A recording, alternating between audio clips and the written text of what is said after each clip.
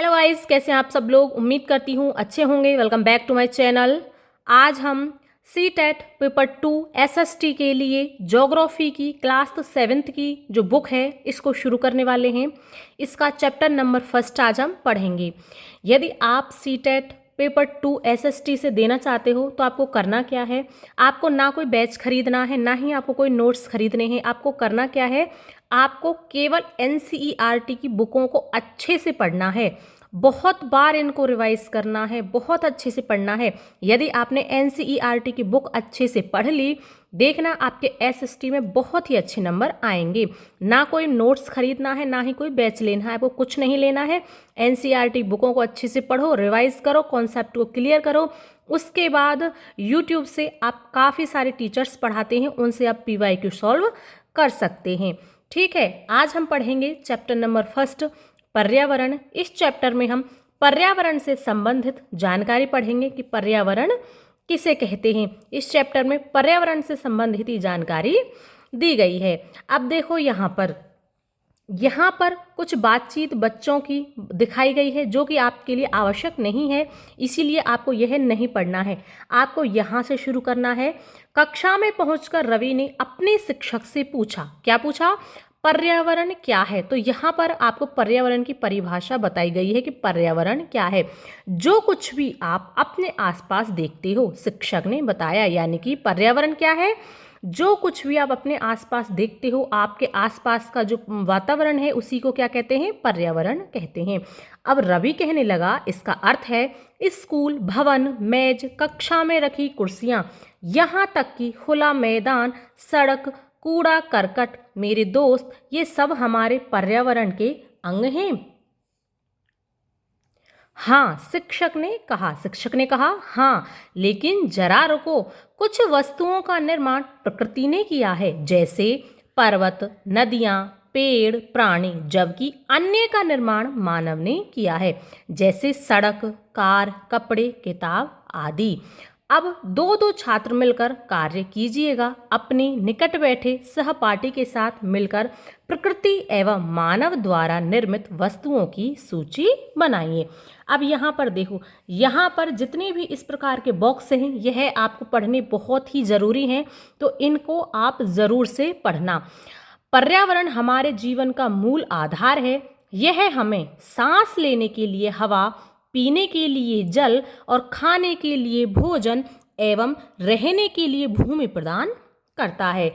मानव इस प्राकृतिक पर्यावरण में कैसे परिवर्तन करता है। कार का धुआं वायु को प्रदूषित करता है, पानी को पात्र में एकत्रित किया जाता है, भोजन को बर्तनों में परोसा जाता है और भूमि पर कारखानों का निर्माण होता है। मानव कार, मिल, कारखानों एवं बर्तनों का निर्माण करता है। इस प्रकार से मानव प्राकृतिक पर्यावरण में परिवर्तन करता है। ठीक है, यहाँ पर आप समझ गए कि पर्यावरण किसे कहते हैं। अब यहाँ पर वही बच्चों की बातचीत है, इसको आप रहने देना। अब देखो, यहाँ पर दिखाया गया है पर्यावरण के घटक, यह आपके लिए आवश्यक हैं, इसीलिए इनको अच्छे से आपको समझना है। पर्यावरण के कितने घटक हैं, पर्यावरण के 3 घटक हैं। जो प्राकृतिक घटक होते हैं, कुछ मानव निर्मित होते हैं और कुछ मानव, यानी कि मानव को ही पर्यावरण का एक घटक माना गया है। अब देखो, प्राकृतिक में क्या आ जाते हैं, सजीव यानी कि जैव मंडल में आपके वायु, स्थल, जल सभी आते हैं। और स्थल मंडल जो स्थल का भाग है, वायुमंडल वायु का भाग है और जल मंडल जो जल का भाग है। अब उसी प्रकार यहाँ पर देखो, मानव निर्मित पर्यावरण के घटक। अब मानव निर्मित कौन से हैं, इमारतें हैं, पार्क है, पुल है, सड़क है, स्मारक है और उद्योग है। और अब देखो, आप मानव में एक व्यक्ति है, एक व्यक्ति से परिवार बनता है, समुदाय बनता है, उसी प्रकार से फिर धर्म है, शैक्षिक है, आर्थिक है और राजनीतिक स्थिति है। यह थे आपके पर्यावरण के घटक, कौन कौन से, प्राकृतिक, मानव निर्मित और मानव। इस प्रकार से है आपके पर्यावरण के घटक थे। अब देखो, यहाँ पर यह भी आपके लिए जानना बहुत जरूरी है कि जीवीय सजीव प्राणियों का संसार, जैसे पादप एवं जंतु, अजीवीय निर्जीव पदार्थों का संसार, जैसे स्थल। अब यहाँ पर देखो, ऊपर के वार्तालाप से आप समझ गए होंगे कि किसी भी जीवित प्राणी के चारों ओर पाए जाने वाले लोग, स्थान, वस्तुएं एवं प्रकृति को पर्यावरण कहते हैं। यह प्राकृतिक एवं मानव निर्मित परिघटनाओं का मिश्रण है। प्राकृतिक पर्यावरण में पृथ्वी पर पाई जाने वाली जीवीय एवं अजीवीय दोनों परिस्थितियां सम्मिलित हैं। यहाँ पर इस लाइन को अंडरलाइन कर लेना और बहुत ही अच्छे से समझना है कि जो प्राकृतिक पर्यावरण है इसमें पृथ्वी पर पाई जाने वाली जीवीय और अजीवीय दोनों ही परिस्थितियां सम्मिलित होती हैं। यानी कि प्राकृतिक जो पर्यावरण है इसमें यह नहीं है केवल जीवीय परिस्थिति होंगी, बल्कि जीवीय और अजीवीय दोनों ही परिस्थितियां सम्मिलित होती हैं। इसीलिए यहाँ पर इन दोनों हाथों को मिलाया हुआ दिखाया गया है कि जो प्राकृतिक पर्यावरण है इसमें जीवीय और अजीवीय दोनों ही परिस्थितियां सम्मिलित होती हैं। जबकि मानवीय पर्यावरण में मानव की परस्पर क्रियाएं, उनकी गतिविधियां एवं उनके द्वारा बनाई गई रचनाएं सम्मिलित हैं। अब यहाँ पर देखो प्राकृतिक पर्यावरण, भूमि, जल, वायु, पेड़ पौधे एवं जीव जंतु मिलकर प्राकृतिक पर्यावरण बनाते हैं। स्थलमंडल, जलमंडल, वायुमंडल एवं जैवमंडल से आप पहले ही परिचित होंगे। अब मैंने आपको अभी बताया था स्थलमंडल यानी कि स्थल का भाग, जलमंडल जल का भाग, वायुमंडल वायु का भाग और जैवमंडल जहाँ पर यह तीनों चीज विद्यमान हो यानी कि स्थल भी हो, जल भी हो और वायु भी हो, उसको कहते हैं जैवमंडल। आइए अब हम इनके संबंध में कुछ और तथ्यों की जानकारी प्राप्त करते हैं। पृथ्वी की ठोस परपटी या कठोर ऊपरी परत को स्थलमंडल कहते हैं, जैसा कि मैंने अभी आपको बताया था। यह चट्टानों एवं खनिजों से बना होता है एवं मिट्टी की पतली परत से ढका होता है। यह पहाड़, पठार, मैदान, घाटी आदि जैसी विभिन्न स्थलाकृतियों वाला विषम धरातल होता है। ये स्थलाकृतियां महाद्वीपों के अलावा महासागर की सतह पर भी पाई जाती हैं। यह लाइन मोस्ट है, आपको ध्यान रखना है कि जो स्थलाकृतियां हैं वह केवल महाद्वीपों पर नहीं होती हैं, महाद्वीपों के अलावा यह महासागरों की सतह पर भी पाई जाती हैं। अब देखो यहाँ पर स्थलमंडल, स्थलमंडल क्या है? स्थलमंडल वह क्षेत्र है जो हमें वन, कृषि एवं मानव बस्तियों के लिए भूमि, पशुओं के चराने के लिए घास स्थल प्रदान करता है। यह खनिज संपदा का भी एक स्रोत है। अब यहाँ पर देखो, यह आपके लिए मोस्ट इम्पोर्टेंट है, यह आपको पता होना चाहिए। पर्यावरण, पर्यावरण यानी एनवायरमेंट शब्द की उत्पत्ति फ्रेंच शब्द एनवायरोनेर या एनवायरोनेर से हुई है, जिसका अर्थ होता है पड़ोस। आपको यह पता होना चाहिए जो पर्यावरण है यानी कि एनवायरमेंट है, इसका शब्द जो होता है इसका अर्थ होता है पड़ोस। यह आपको पता होना चाहिए। अब उसके बाद देखो यहाँ पर आपको चित्र के माध्यम से भी समझाया गया है कि यह वायुमंडल है, यह जैवमंडल है। जैवमंडल पर देखो सभी हैं, वायु भी है, स्थल भी है, जल भी है, सब कुछ है, इसीलिए यहाँ पर इसको इस प्रकार से दिखाया गया है। और जलमंडल यहाँ पर दिखाया गया है और स्थलमंडल यहाँ पर दिखाया गया है। अब यहाँ पर देखो, जल के क्षेत्र को जलमंडल कहते हैं। यह जल के विभिन्न स्रोतों जैसे नदी, झील, समुद्र, महासागर आदि जैसे विभिन्न जलाशयों से मिलकर बनता है। यह सभी प्राणियों के लिए आवश्यक है। पृथ्वी के चारों ओर फैली वायु की पतली परत को वायुमंडल कहते हैं। पृथ्वी का गुरुत्वाकर्षण बल अपने चारों ओर के वायुमंडल को थामे रखता है। यह सूर्य की झुलसाने वाली गर्मी एवं हानिकारक किरणों से हमारी रक्षा करता है। इसमें अब देखो, इससे आगे है, इसमें कई प्रकार की गैस, धूल कण एवं जलवाष्प उपस्थित रहते हैं। वायुमंडल में परिवर्तन होने से मौसम एवं जलवायु में परिवर्तन होता है।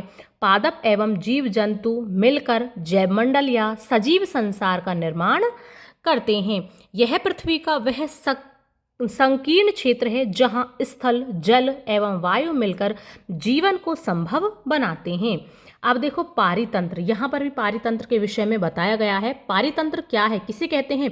वह तंत्र जिसमें समस्त जीवधारी आपस में एक दूसरे के साथ तथा पर्यावरण के उन भौतिक एवं रासायनिक कारकों के साथ परस्पर क्रिया करते हैं, जिनमें वे निवास करते हैं। ये सब ऊर्जा और पदार्थ के स्थानांतरण द्वारा संबंध है। यह आपके लिए जानकारी महत्वपूर्ण है, तो इसको आपको याद रखना है। अब देखो यहाँ पर भी बताया गया है कि पारितंत्र क्या है। रवि की कक्षा के एक एनसीसी कैंप में जैसी ने आश्चर्य से कहा, कितनी मूसलाधार वर्षा हो रही है, इसमें मुझे अपना केरल याद आ गया। तुम सबको आकर देखना चाहिए कि कैसे हरे भरे खेतों एवं नारियल के बागानों में लगातार बारिश होती रहती है। तभी जैसलमेर के रहने वाले हीरा ने आश्चर्य से कहा, हमारे यहाँ वर्षा होती ही नहीं है, हमें तो दूर दूर तक केवल कीकर एवं रेत ही नजर आती है, लेकिन वहाँ ऊंट भी तो मिलते हैं। यह किसने कहा? यह रवि ने कहा। अब देखो यहाँ पर भी एक सुंदर सा चित्र दिखाया गया है। अब देखो, प्रत्येक वर्ष 5 जून को विश्व पर्यावरण दिवस मनाया जाता है। यह जानकारी आपके लिए महत्वपूर्ण है। आपको याद रखना है कि विश्व पर्यावरण दिवस कब मनाया जाता है, तो कब मनाया जाता है? 5 जून को मनाया जाता है। वस्तु विनिमय पद्धति, यह भी आपके लिए महत्वपूर्ण है कि वस्तु विनिमय पद्धति क्या होती है। तो क्या होती है? यह वस्तुओं की अदला बदली का व्यापार है, जिसमें धन का प्रयोग नहीं होता है। याद रखना है, जो वस्तु विनिमय पद्धति है, इसमें धन का प्रयोग नहीं होता है। जब आप क्वेश्चन सॉल्व करोगे ना, इसके PYQ लगाओगे, तो कहीं न कहीं पर आपको इसको फंसा दिया जाएगा कि वस्तु विनिमय पद्धति वह होती है जिसमें धन का प्रयोग होता है, पर आपको ध्यान रखना है कि धन का प्रयोग नहीं होता है।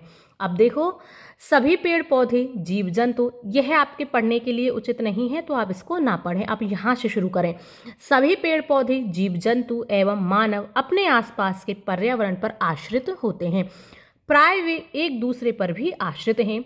जीवधारियों का आपसी एवं अपने आसपास के पर्यावरण के बीच का संबंध ही पारितंत्र का निर्माण करता है। अधिक वर्षा वाले वन, घास स्थल, रेगिस्तान, पर्वत, झील, नदी, महासागर एवं छोटे से ताल का भी एक पारितंत्र हो सकता है। क्या आपको लगता है जिस पार्क में रवि एवं उनके मित्र खेलते थे, वह भी एक पारितंत्र बनाता था? अब यहाँ पर देखो, मानवीय पर्यावरण।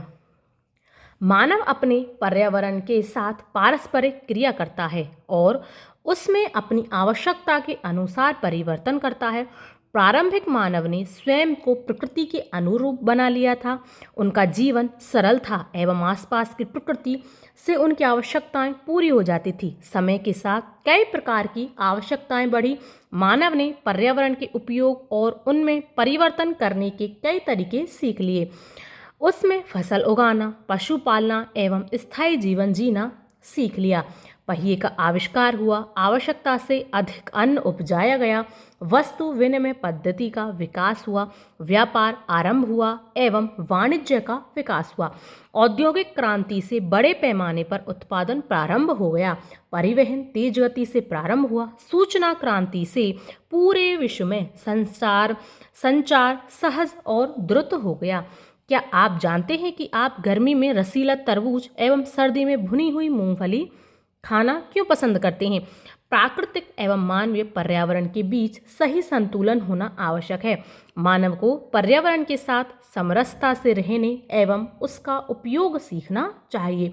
रवि की कक्षा में मिजोरम की एक लड़की है नूरी। वह अक्सर अपने स्थान की हरियाली की बात करती रहती है।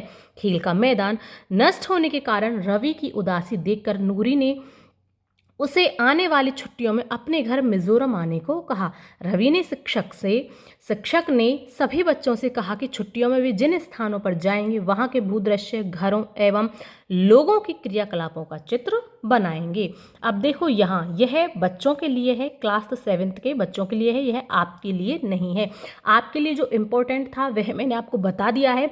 इसी प्रकार से मैं आपको पढ़ाऊंगी, आगे की सारी बुक पढ़ाऊंगी जो आपके लिए महत्वपूर्ण है। क्लास जो 6, 7, 8 की सारी बुक पढ़ाऊंगी जो आपके CTET के एग्ज़ाम के लिए आवश्यक हैं। अब देखो यहाँ पर इसके क्वेश्चन आंसर हैं, आपको कोई मतलब नहीं है इन क्वेश्चन आंसरों से क्योंकि आपको यह नहीं करने हैं। पर आपको एक चीज़ ध्यान रखनी है, जहाँ पर भी इस प्रकार के चैप्टर के बाद क्वेश्चन आते हैं इनको आपको जरूर सॉल्व करना है, ठीक है। इनमें से कौन सा प्राकृतिक पारितंत्र नहीं है तो कौन सा नहीं है यह आपको खुद से बताना है, क्योंकि आपने चैप्टर पढ़ा है, मैंने आपको बहुत ही अच्छे से बताया है, तो आपको यह खुद से लगाने हैं। आप इनको एक बार में यदि आपके समझ में ना आए तो आप इनको सॉल्व नहीं करना है। आप चैप्टर को बार बार पढ़ो, कम से कम 2-3 बार पढ़ो। जब आपको चैप्टर अच्छे से समझ में आ जाए तब आप इन क्वेश्चनों को सॉल्व करना, तब आपको पता चलेगा कि मैंने बहुत ही अच्छे से चैप्टर पढ़ा है, अब मुझे सब कुछ याद हो गया है। और ये वाला जो क्वेश्चन मिलान करने वाला है यह तो आपको छोड़ना ही नहीं है, इनका आपको अवश्य ही मिलान करना है। इस क्वेश्चन को अच्छे से पढ़ना है, क्योंकि बहुत बार ऐसा होता है एग्जामिनर इसी क्वेश्चन को उठा करके आपके पेपर का प्रश्न बना देता है। यह था आपका चैप्टर फर्स्ट, मैंने आपको बहुत ही अच्छे से पढ़ा दिया है। उम्मीद करती हूँ आपको बहुत ही अच्छे से समझ में भी आ गया होगा। इसी प्रकार से हम आगे के चैप्टर्स पढ़ेंगे। आपके लिए जो इम्पोर्टेंट है केवल वही पढ़ाऊंगी, फालतू की चीज़ें आपको नहीं पढ़ाना है, क्योंकि मुझे पता है जो इम्पोर्टेंट होता है वही बच्चे के लिए आवश्यक है, तो उसी को पढ़ाओ, फालतू की चीज़ें मत पढ़ाओ। तो सीटेट का एग्ज़ाम यहाँ पर आपके लिए बता दूँ, सीटेट का एग्ज़ाम इतना टफ नहीं होता है। जो ये चैनल वाले होते हैं बड़े बड़े, इन्होंने उसको टफ बता दिया है कि भाई बहुत टफ होता है, बहुत इस प्रकार से बैच ले लो, नोट्स ले लो। यह अपना बिजनेस चला रहे हैं, तो आपको उनके फंसाए हुए जाल में नहीं फंसना है। आपको कुछ नहीं खरीदना है, बस बुक लेकर के आओ, जैसे जैसे मैं पढ़ाती हूँ इसी प्रकार से पढ़ो। देखना आपके सीटेट में बहुत ही अच्छे नंबर आ जाएंगे। वीडियो अच्छा लगे तो लाइक शेयर और चैनल को सब्सक्राइब अवश्य करें। अब हम मिलेंगे नेक्स्ट वीडियो में, तब तक के लिए धन्यवाद।